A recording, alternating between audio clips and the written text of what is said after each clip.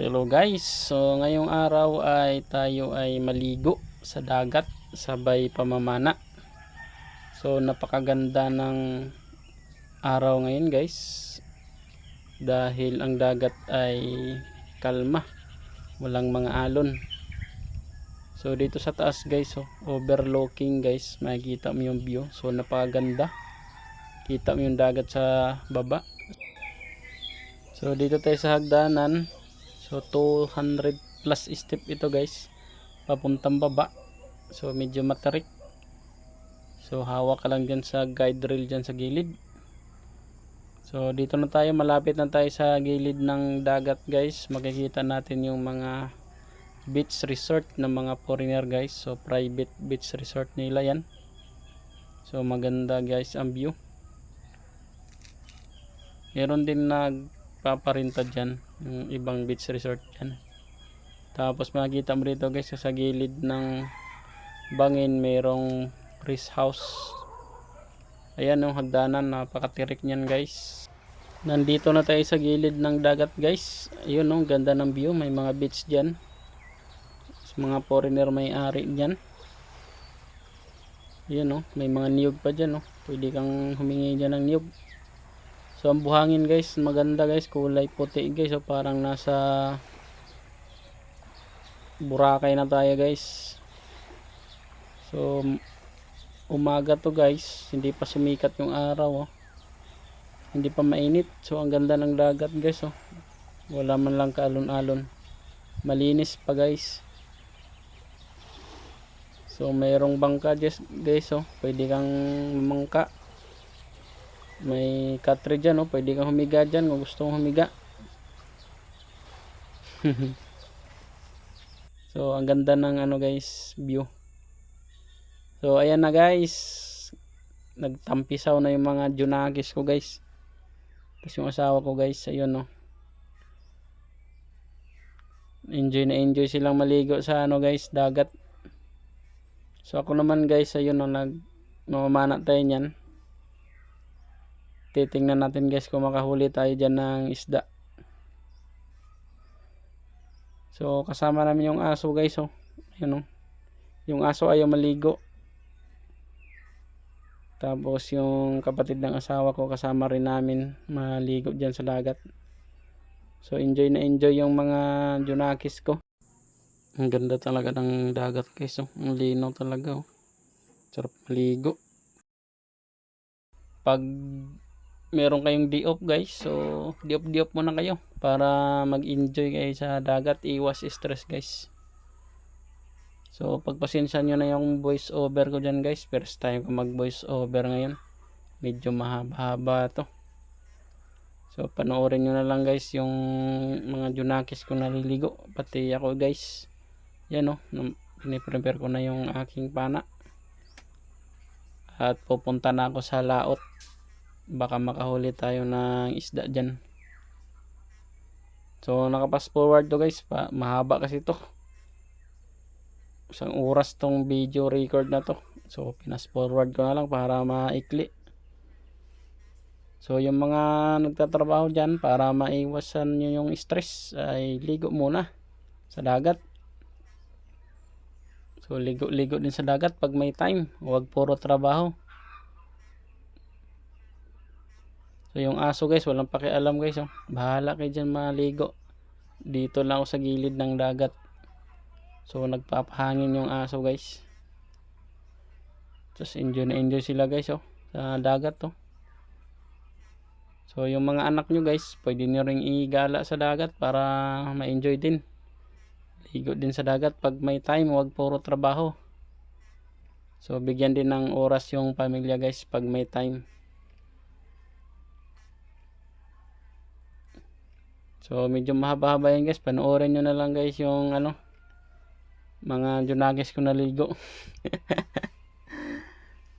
So ang hirap pala mag voice over dito pag sobrang haba. So dumaan yung barko guys, so di ko alam kung pasaherohan yan o mangingisda yan.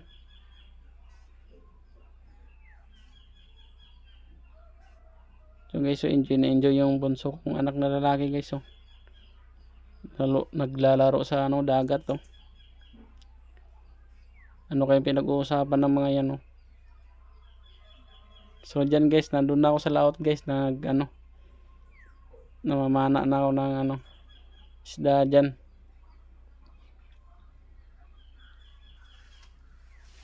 So sa mga nagtatanong kung saang lugar to, so dito lang to sa Batangas, sa Imelda, San Juan, Batangas, Bandira Beach. So maganda yung dito, buhangin, kulay puti, parang nasa Boracay na rin guys. Malinis ang dagat, tapos ang ganda ng mga corals dito. So maraming isda dyan sa dagat na yan. So kung gusto nyo, pag meron kayong spare time, so pwede kayong maligo dito. Research nyo na sa Google kung saan banda yung Bandira Beach. So sa dulo to ng Batangas. So yan guys, so pumunta na yung asawa ko dun sa medyo malalim-lalim, at maliligo na siguro yun. Tapos yung isa guys, so wala na, humiga na sa dagat guys, so enjoy na enjoy, oh. Yun, pumunta na sila dun sa malalim. Ligo na sila. So yung dalawa di marunong maglangoy, so dyan lang sa gilid naglangoy-langoy. Di marunong maglangoy, dyan lang sa mababaw. Mahirap na pag pumunta sa malalim, baka malunod. So dyan lang sila sa gilid, so maglaro-laro na lang dyan sa gilid. Ayun, nakabalik na yun, oh. Galing dun sa malalim, oh. Tapos na maligo guys. Diyan na naman sila sa gilid guys, oh. So enjoy na enjoy sila guys sa pagligo sa dagat. Yan, oh. Yung bata kong bunso, o yung lalaki, dakot ng dagat, oh. Enjoy na enjoy, oh. So sarap siguro maligo dyan guys, no. Bahala na kayo sa voice over ko. Panoorin nyo na lang yan. Yung aso guys, so walang pakialam, bahala kayo maligo dyan. Dito lang ako sa gilid, relax lang ako dito. Yun, yung aso, walang pakialam. Oh, nauhaw na yata, may dala-dala ng inumin guys, oh. Nauhaw na dun sa gilid guys, iinom na siguro. Kumain pala. So nag-snack din sila sa gilid ng dagat. Hindi ko alam yan, nandun kasi ako sa laot, eh. Sarap yung usapan nila, oh, habang nag-i-snack, oh. Nagutom na sa giniginaw na siguro yan, kaya nagutom na. Kumain na dyan, tinapay siguro kinain yung mga yan, o biskwit. Pero yung isa, makulit talaga, oh, yung bunso kong lalaki, wala, di mapakali, oh. Yung aso naman, walang pakialam, bahala kayo kumain dyan, dito lang ako sa gilid. Walang pakialam yung aso. Pero guys, ang ganda ng dagat, oh. So napakalinaw, walang kaalon-alon. Haba naman ito, haba pa ang voice over ko dito.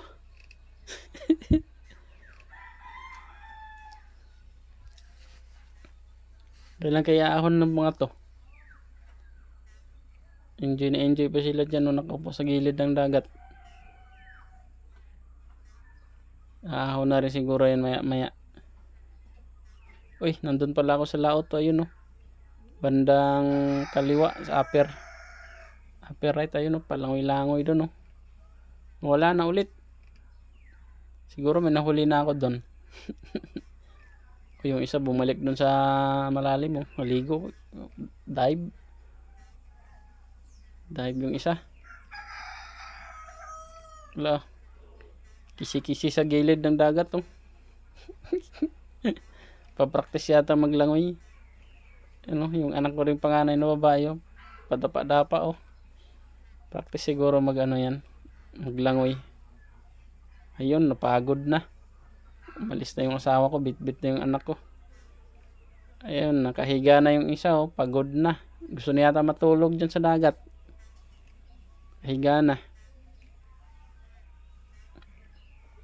Oh, oh may pabasa-basa pa sa ulo. Oh. Yun, oh. La, enjoy lang kayo dyan sa gilid ng dagat. Sarap panoorin guys. Oh. Tutulog-tulog lang dun. Oh. Mga stress sa trabaho dyan. Oh. Ligo din sa dagat pag may time. Huwag puro trabaho. Nakaka-stress yung trabaho lagi. Yun, enjoy talaga. Yung isa ko namang anak, yung pangalawa ay nakatayo lang. Ginaw na siguro yan. Ayaw nang lumublob dun sa dagat. Kaya parang kanina pa nakatayo yan dyan. Hindi pa nangawit. Kakatayo. Ayaw talaga. Umalis na. Wala na. Gininaw na. Yung isa na natira.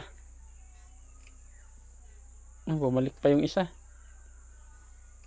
Umalis na rin. Hindi na nahagip ng camera. Ay, aahon na siguro yung mga yan. Naglalaro pa. Parang mga ibon eh. Yun. Nagbabasaan ng tubig. May bangka sa dulo. Bandang unahan, no. Namamangka. Marami na siyang huli yun. Ayan na ako. May bit na. Ayan, oh. May bit ng huli.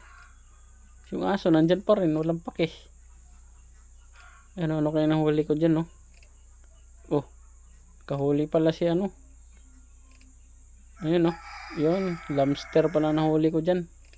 Lobster tsaka isda. Ayan. Nagutom na. Kumain na. So kain tayo. So magdagbaon kasi kami dyan. Pag magutom na kami, dito na kami kakain sa dagat. Ayun, kumain na nga kami. So kain muna tayo.